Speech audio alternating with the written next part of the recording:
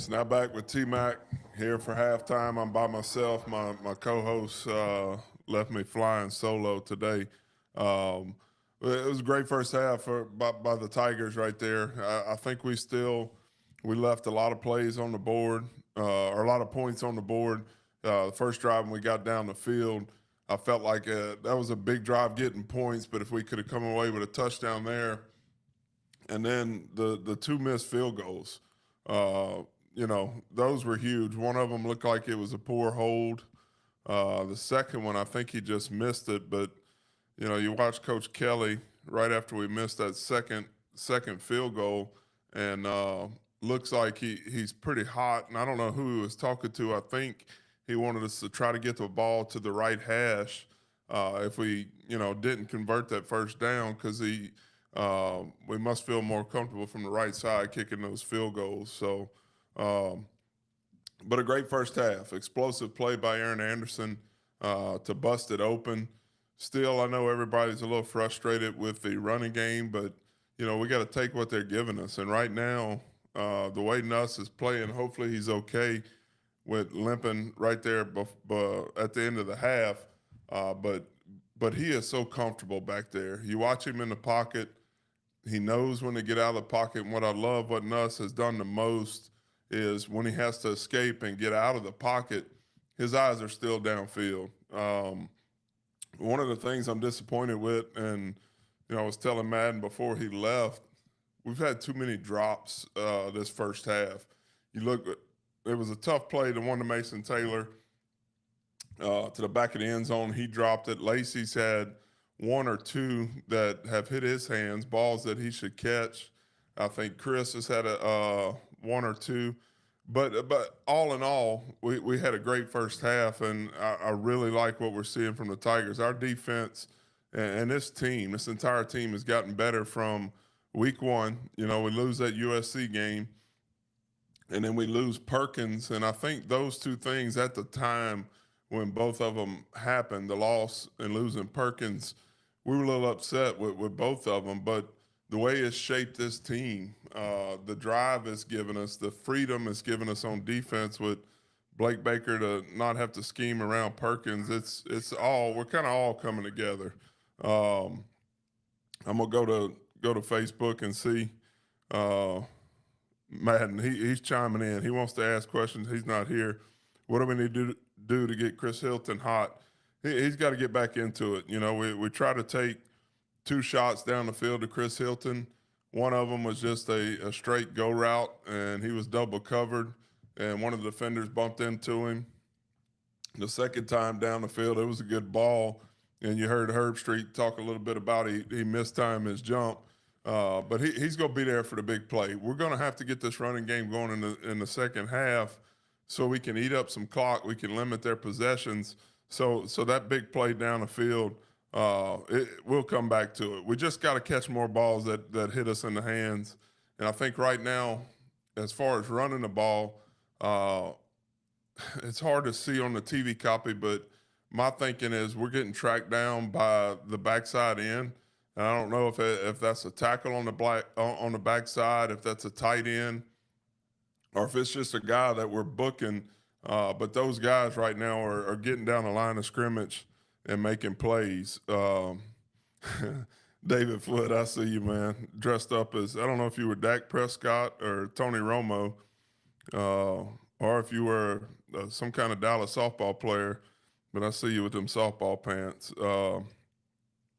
Brett Massengale, got to have Madden McClure there for half. I agree with you. The Halloween party can wait, but he sold me out. That just kind of shows you where we're at in the pecking order.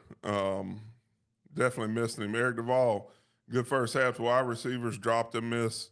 The drops and the missed field goal hurt. Eric told me he was ready to play tonight. Eric, we don't need you in that ball game, man. Come on now. But I agree, Eric. The drops, you play in a big game, which this is a big game, but you can't have those drops. You're looking at a guy like Lacey, who I love as a receiver, but if he considers himself, a first round, a first day pick, he drops too many balls that hits him in the hand, and I think part of it is him trying to be a playmaker and do things after he make some athletic moves before he needs to. He's got to secure some of those catches. I got you, Aikman from the '90s. I got you, Aikman didn't wear them softball pants. Uh, I didn't think about that, Brian Johnson. Jimbo, I should have called Jimbo and got him to come host this thing with me. Jimbo did a great job the other night when we called the game. So for this second half, I think that LSU, we're going to be kicking off to A&M. Late, you heard about Moss, that he's having some stomach issues. I'd have stomach issues if I seen Weeks across the other side. But he's a guy that's explosive, and them not having Moss in the game like they normally do, and they've had 3 backs back there in the backfield, but Moss is definitely a game changer, and a guy can change the game pretty quick. He had the one big fumble, but then he came back and had a couple really good runs to get him back in it. So that's key there. I see we're trying to get the ball to Mason Taylor, and I like it. He made one heck of a catch on that touchdown, and was a beautiful throw by Nuss. We got to keep him going. Aaron Anderson, one of the big things right there, I think it was after our 3rd drive, and you heard Herbstreit and those guys talk about it. Nussmeier had thrown the ball to 9 different guys, and that's backs out of the backfield. That's all of our guys down the field. I'm going to flip through real quick, y'all, and just give you some stats for the first half. So at the end of the first half, Tigers had 12 first downs. A&M had 9. I think the biggest thing where we're leading passing yards, and Wigman's not comfortable back there in that pocket right now. We're forcing him to have to move, and when he moves, we're getting guys in his face, and our rush isn't stopping. LSU has 259 yards passing, and A&M has 49. Rushing yards, of course, they're leading us in rushing, 98 with A&M and 24 for the Tigers. The biggest stat here is yards per play, and I think the big run by Anderson really helps that stat, or the catch and run, 7.6 yards per play, and A&M has 4.1. Tigers 12 first downs, A&M 9.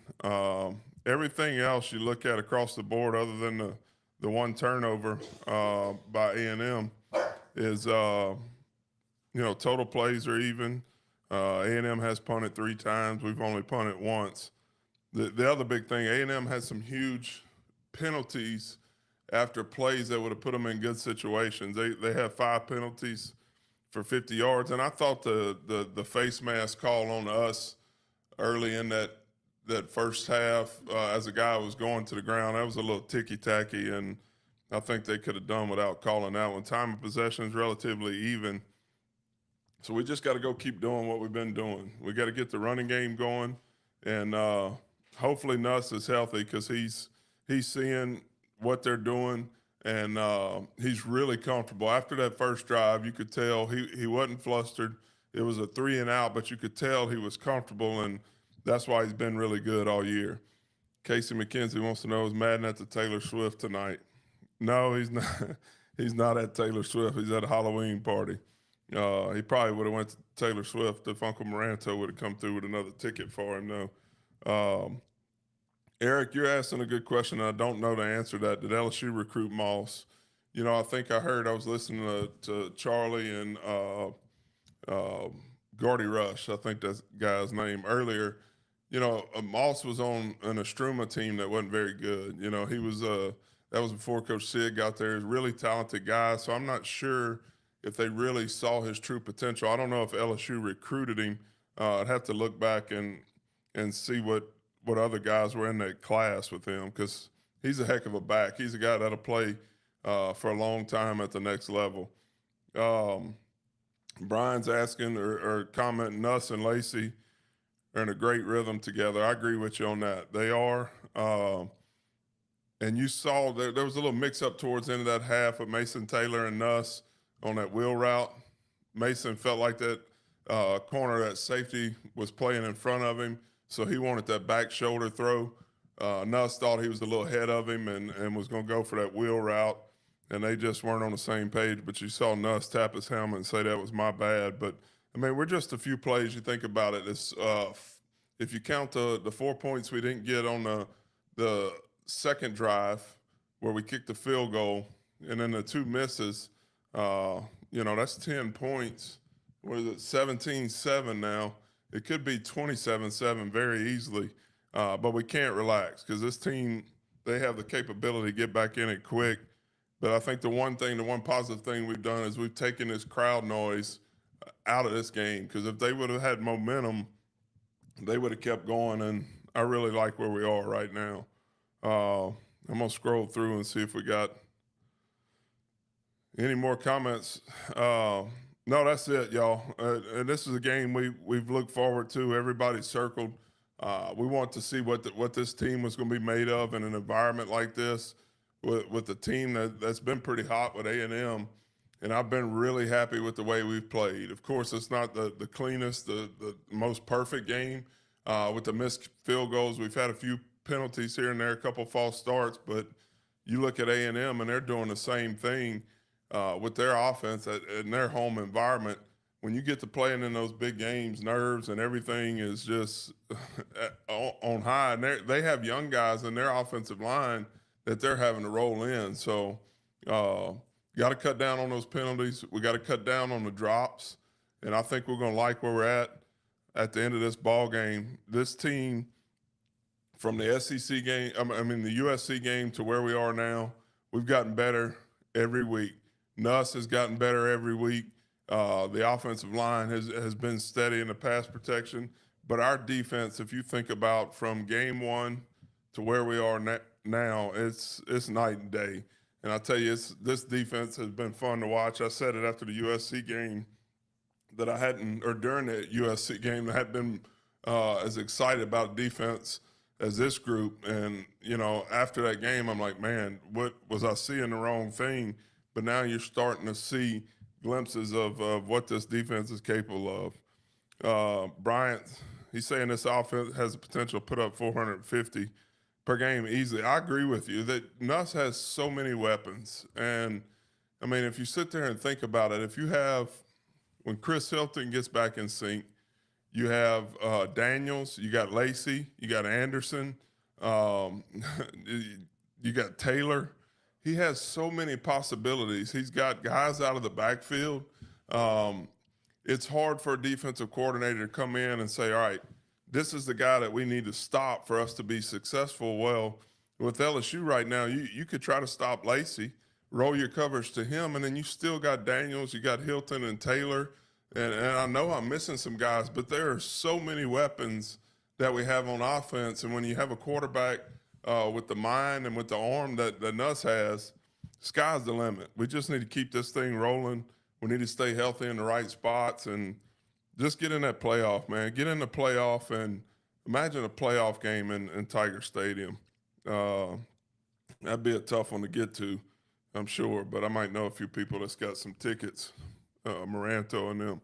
Troy Thibodeau, I saw we have 176 yards after the catch. That's huge. I agree with you. You come back, I think the play to Anderson was a 65-yard run after the catch, so that throws that one a little bit. But that's unreal. Our guys are really good after they get the ball in their hands, making plays. Ryan Thomasy, I see you. Got a little group chat with Ryan Thomasy and Rusty Barlow and Sparky, the cannon from LP, Brian Sparacino and John Compton. Congratulations, Comp. Comp just had a I didn't even tell you, baby girl. Yeah, beautiful baby girl. But Ryan say we need to run the ball more. We got Coach Barlow that wants to run the ball on every play, and then you got Brian Sparacino, the slinger, that wants to throw it every play, even when we should be punting. Just to fun. I know everybody's got a group chat that they love chatting with. That my Bronco tailgate crew, but that group there can get off the chain sometimes. They got to talking last night, night before last, about Hitman throwing 6 interceptions to LeBrandon Tofield in Live Oak. Still has a record in Live Oak. I think they got a sign when you drive into Watson. But let's go get it. That's it. I'm about out of breath not having my co-host here. Got to go get this win. Keep this thing rolling. Get into Alabama, and let's see where we are at the end of the season. I think after that week one game, if you would take where we are right now as a team, I think everybody would have sacrificed that USC game. So let's go enjoy it. Go get them. Go Tigers.